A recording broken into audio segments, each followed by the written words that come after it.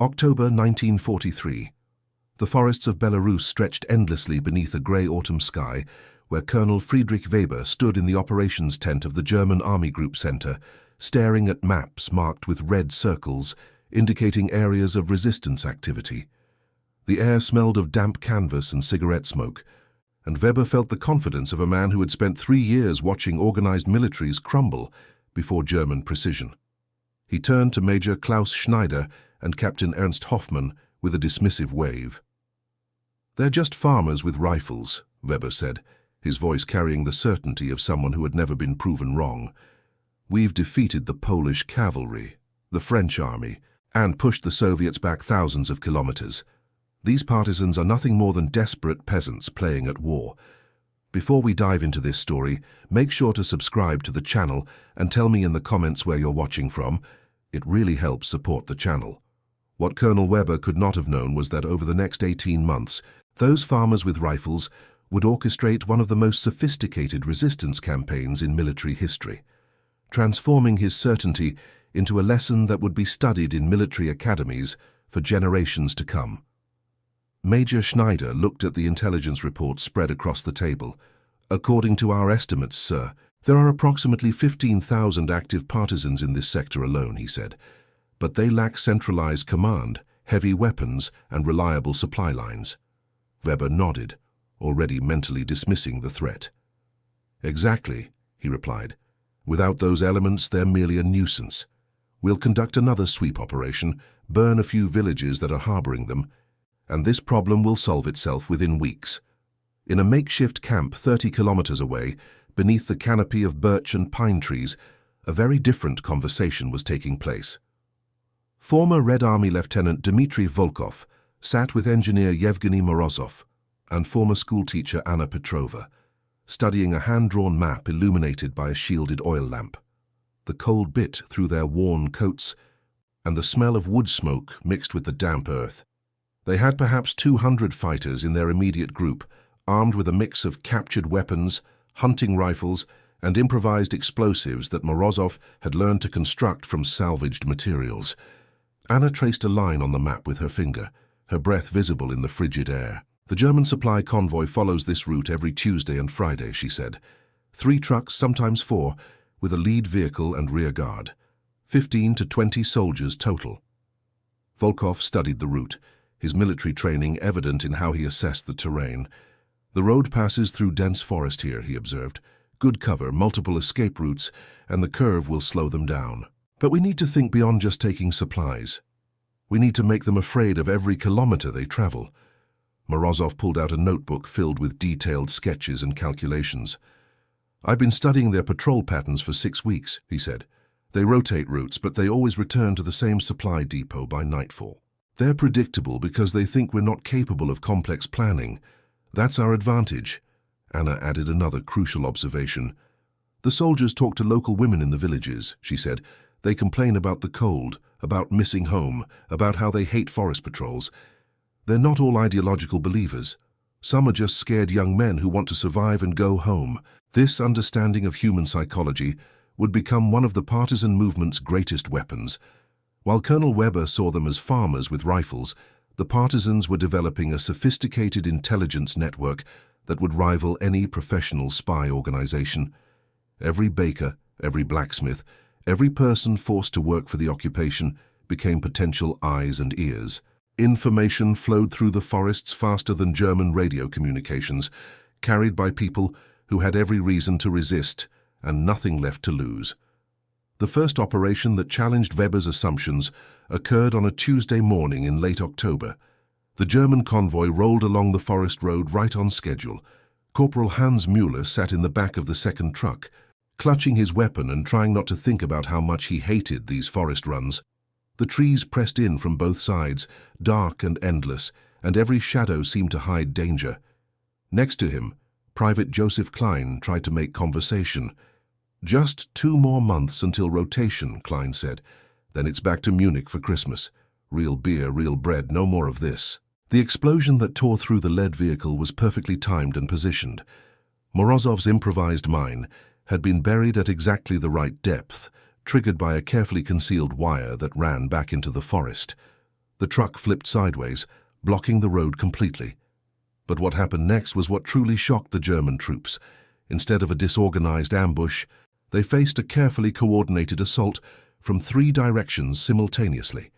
Fighters emerged from prepared positions, firing in controlled bursts that suggested military training, then disappearing back into the forest before return fire could be effective. Within 8 minutes, the engagement was over. The partisans vanished like smoke, taking weapons, ammunition, medical supplies, and food. They left behind 4 destroyed vehicles and a clear message. They were not farmers stumbling through the woods. They were a fighting force that could plan, execute, and withdraw with professional precision. Major Schneider stood at the ambush site 3 hours later, studying the attack pattern with growing unease. "This wasn't random," he told Captain Hoffmann. "Look at these firing positions. They're mutually supporting, with clear lines of retreat. Whoever planned this understood military tactics." Hoffmann walked the perimeter, noting the discipline evident in how the partisans had operated. "They took everything useful and burned what they couldn't carry," he observed. "They left no wounded behind, which means they have evacuation procedures. And look at this." He pointed to markings on a tree. "They're leaving signs for follow-up teams coordinating multiple groups." When they reported back to Colonel Weber, his response was predictably dismissive. "They got lucky," he said. "Even a broken clock is right twice a day. We'll increase patrol frequency, add more guards to convoys, and conduct aggressive sweeps of the surrounding villages. This situation is under control."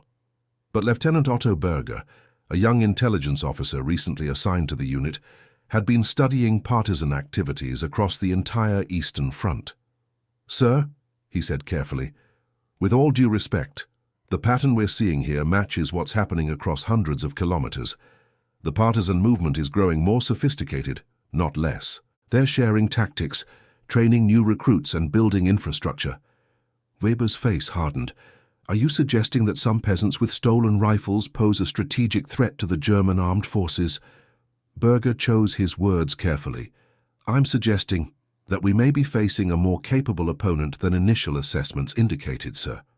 Weber stood up, effectively ending the discussion. "Your job is intelligence analysis, Lieutenant, not strategic assessment. Focus on identifying partisan camps so we can eliminate them." Dismissed. Over the following weeks, the situation deteriorated in ways that Weber's command structure was slow to recognize. The partisans had developed a tactic they called the Railroad War. Morozov had discovered that derailing a train didn't require elaborate explosives. A simple wrench applied to a few rail bolts at the right location could cause catastrophic damage.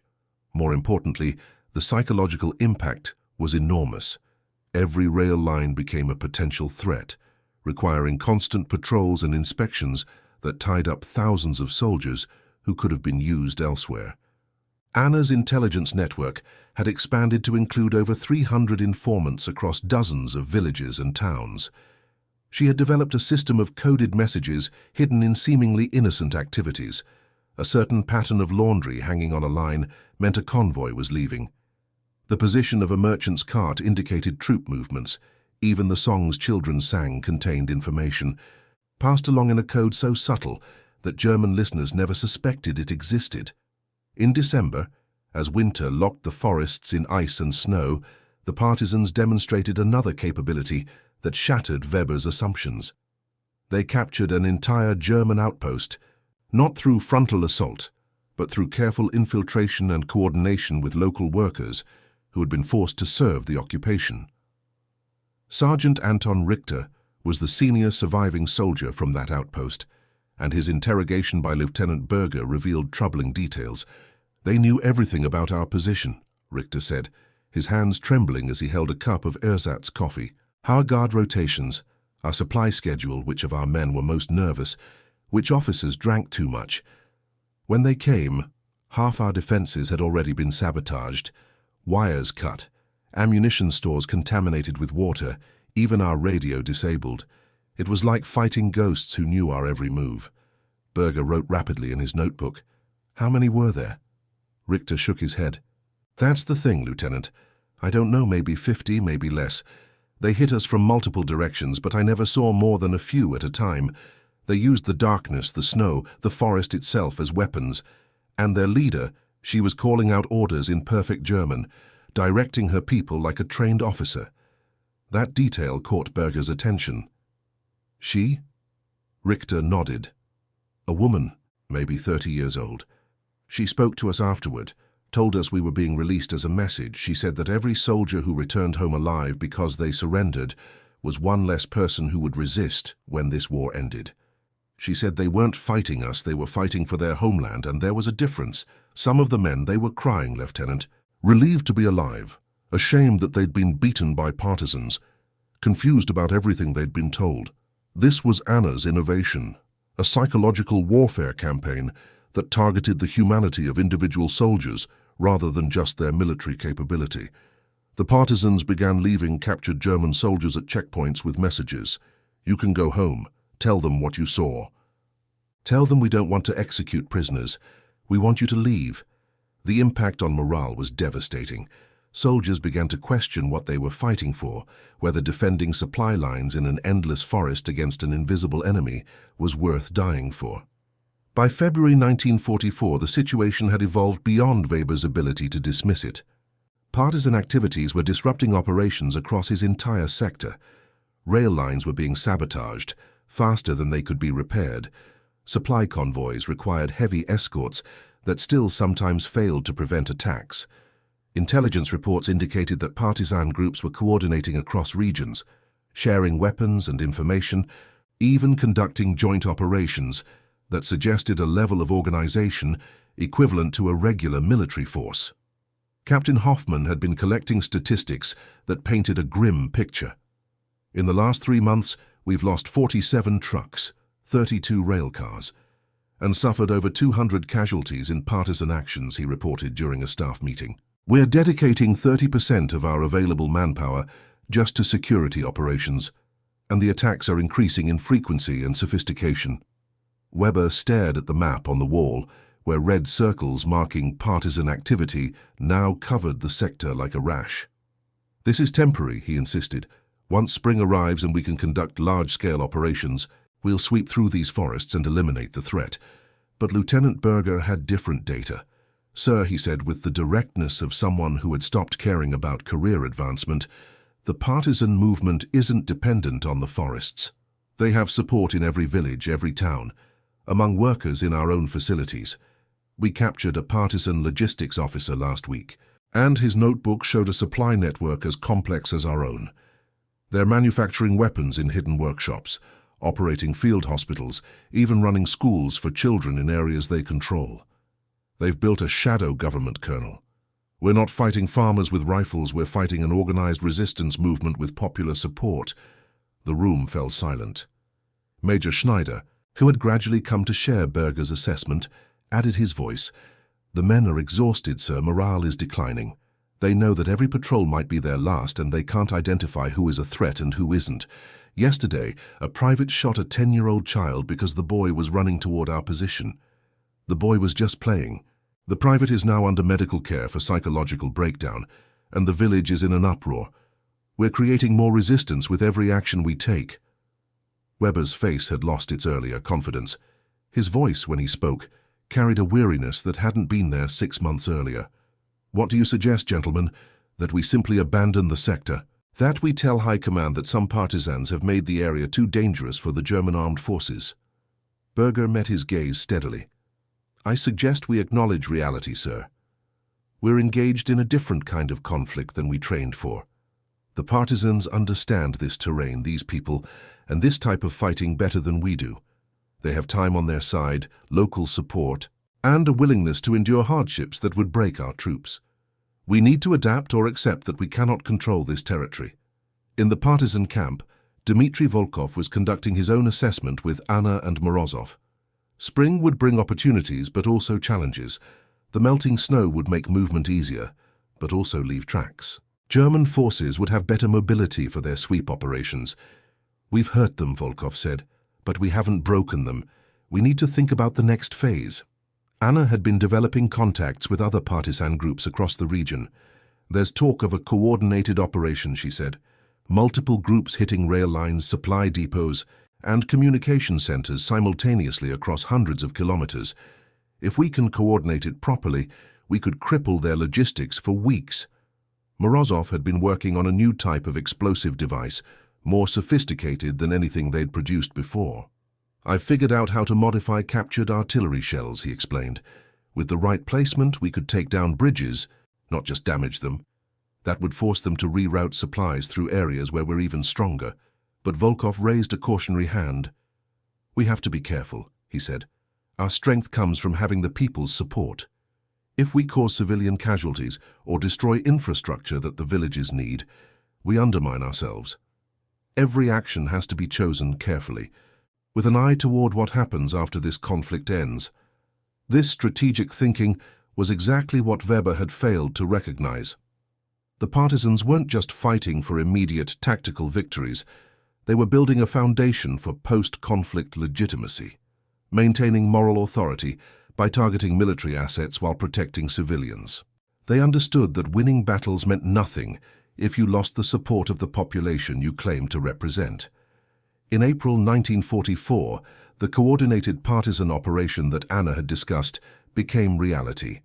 Across a front stretching over 800 kilometers, partisan groups simultaneously struck at German logistics networks. Rail lines were cut in 300 locations. Supply depots burned. Communication cables were severed. The coordinated nature of the attacks overwhelmed German forces' ability to respond. For 72 hours, military operations in the entire region ground nearly to a halt as units scrambled to secure their own positions rather than conduct offensive operations. Colonel Weber sat in his command tent, reading reports that seemed to describe a situation from a nightmare. "How is this possible?" he asked no one in particular. "How did farmers organize something of this scale?" Lieutenant Berger, now promoted to captain due to casualties among senior officers, provided the answer that Weber had been unwilling to hear for months. "They're not farmers, sir. They're soldiers, engineers, teachers, doctors, workers, and yes, some farmers, all fighting for their homeland using every skill and resource available to them. We've been fighting an insurgency with tactics designed for conventional warfare, and we've been losing because we refused to adapt." The final incident that broke Weber's denial occurred in late May. His headquarters was attacked in a nighttime raid that penetrated 3 layers of security and came within meters of capturing the entire command staff. The retreat was only possible because Private Muller, the same soldier who had survived the October convoy ambush, heard movement and raised the alarm seconds before the assault began. In the chaos of the evacuation, Weber found himself running through the forest in the darkness, the hunter becoming the hunted, every shadow potentially concealing a partisan fighter. They regrouped at a secondary position at dawn. Weber looked at his officers, all exhausted, some wounded, all shaken by how close they had come to disaster. "Gentlemen," he said quietly, "I have been wrong. We have all been wrong. We are not facing farmers with rifles. We are facing a determined, organized, and increasingly effective fighting force that knows this terrain and has the support of the population. I will be requesting reassignment and recommending that High Command reconsider our entire approach to partisan operations in this sector." Major Schneider, who had barely spoken during the retreat, finally voiced what many were thinking. "Perhaps, sir, the lesson is simpler than that. Perhaps we should consider that people fighting to defend their homes are always more dangerous than invaders fighting far from theirs. The partisans don't need to defeat us militarily. They just need to make occupation unsustainable, and they're succeeding at that." In the partisan camp, word of the headquarters raid spread quickly. Anna stood before a group of new recruits, young people who had arrived from villages recently liberated from German control. "You might think that what we do here is just about fighting," she told them, "but it's about something larger. Every action we take is a message. When we capture weapons and use them against the occupation, we show that resistance is possible. When we capture soldiers and send them home alive, we show that we're fighting for humanity, not revenge. When we disrupt their logistics, we prove that no occupation can sustain itself against a population that refuses to submit." Dmitry Volkov watched the new recruits with a mix of pride and sadness. Many of them would not survive to see the war's end.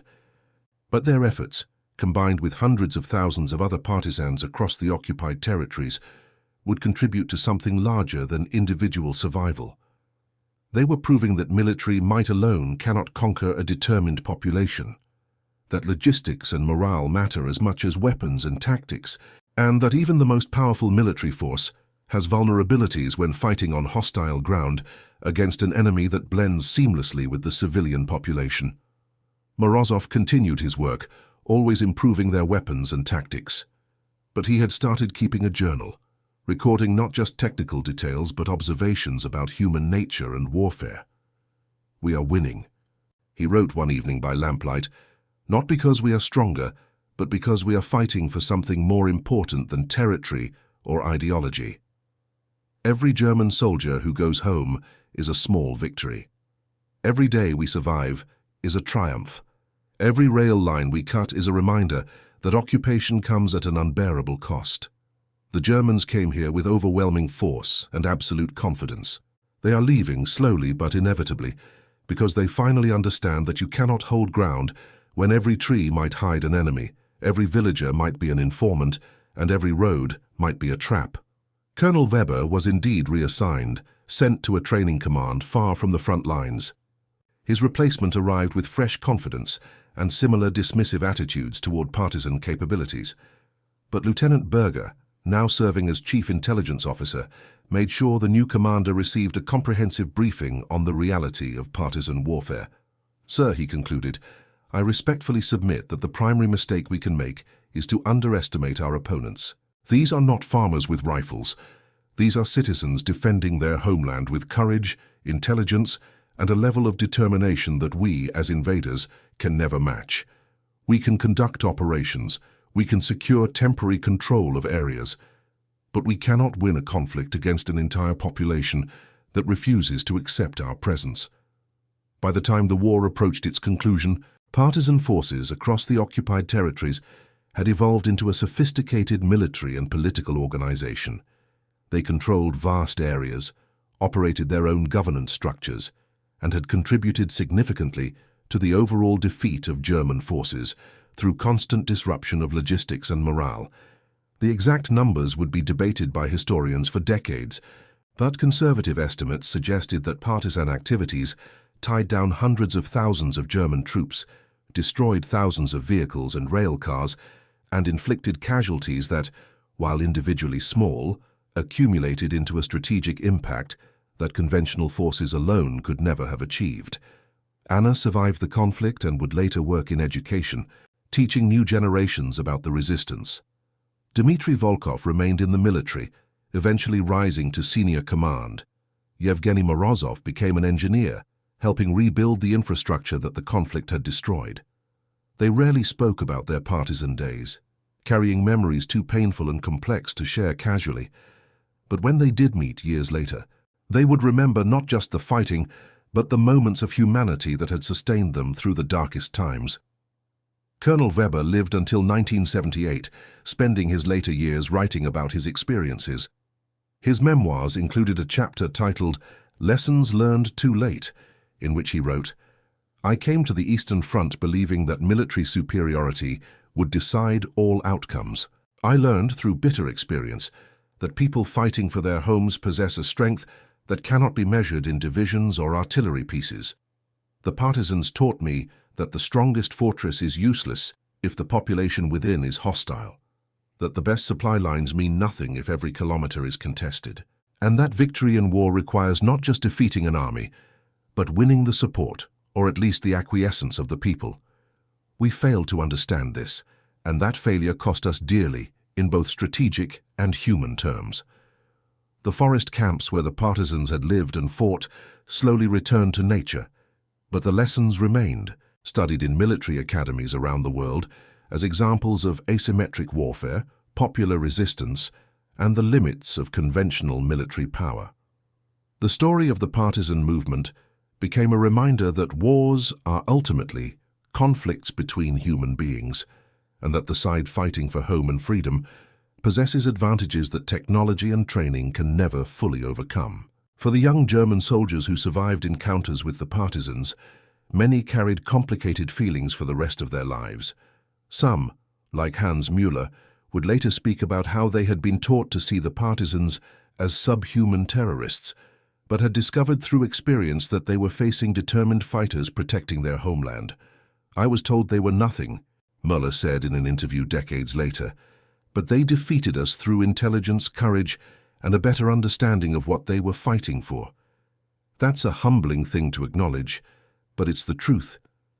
The partisan movement's success came at enormous cost. Thousands died in combat, from exposure, from disease, from reprisals against their families and communities. Entire villages were destroyed in German retaliation operations. The price of resistance was measured in lives, homes, and futures that would never be realized. But those who fought believed, rightly or wrongly, that submission would have cost even more. They chose to fight not because victory was certain, but because defeat with honor was preferable to survival without dignity. The transformation of Colonel Weber's certainty into recognition represented a microcosm of a larger military failure. German strategic planning had accounted for conventional military opposition, but had fundamentally misunderstood the nature of occupation in hostile territory. The assumption that military superiority would translate automatically into territorial control proved false when confronted with a population that refused to accept occupation and possessed the terrain knowledge, motivation, and resilience to sustain resistance indefinitely. For Anna Petrova, the post-conflict years brought a different kind of struggle. She worked to preserve the memory of resistance while also promoting reconciliation. In her classroom, she taught that the partisan movement had fought not out of hatred, but out of love for homeland and human dignity. She emphasized that the goal had been liberation, not revenge, and that the ability to treat captured enemies with humanity had been one of the movement's greatest strengths. "Some of your parents and grandparents fought in the forests," she would tell her students. "They did terrible things because terrible things were necessary, but they also showed mercy when they could, and that mercy was not weakness. It was strength of a different kind. The technical innovations developed by people like Morozov would influence military thinking for generations." The partisan movement demonstrated that with minimal resources but maximum ingenuity, small groups could disrupt the logistics of a major military force. The tactics of railway sabotage, supply line interdiction, and psychological operations against individual soldiers became standard subjects in military curricula. The lesson was clear. In irregular warfare, the side with local support, terrain knowledge, and willingness to sustain a long campaign could offset massive disadvantages in equipment and training. Lieutenant Berger's intelligence reports, compiled over months of careful observation, would become primary source materials for historians studying the conflict. His transformation from conventional military thinking to an understanding of irregular warfare paralleled the broader German military failure to adapt. In his later career as a university lecturer, he would use his own experience as a cautionary tale about the dangers of assumption and the importance of understanding an enemy on their own terms rather than through the lens of one's own preconceptions. The forests of Belarus still stand today, peaceful and green in summer, silent and white in winter. Occasionally, someone hiking through the woods will discover remnants of old camps or bunkers, weathered by decades but still recognizable. These sites have become informal memorials, places where people come to remember the thousands who lived, fought, and often died among the trees. The forests witnessed a chapter of history where ordinary people transformed themselves into extraordinary fighters, where farmers and teachers and engineers became military commanders, and where the certainty of professional soldiers crumbled against the determination of those defending their homeland. And that concludes our story. If you made it this far, please share your thoughts in the comments. What part of this historical account surprised you most? Don't forget to subscribe for more untold stories from World War II, and check out the video on screen for another incredible tale from history. Until next time.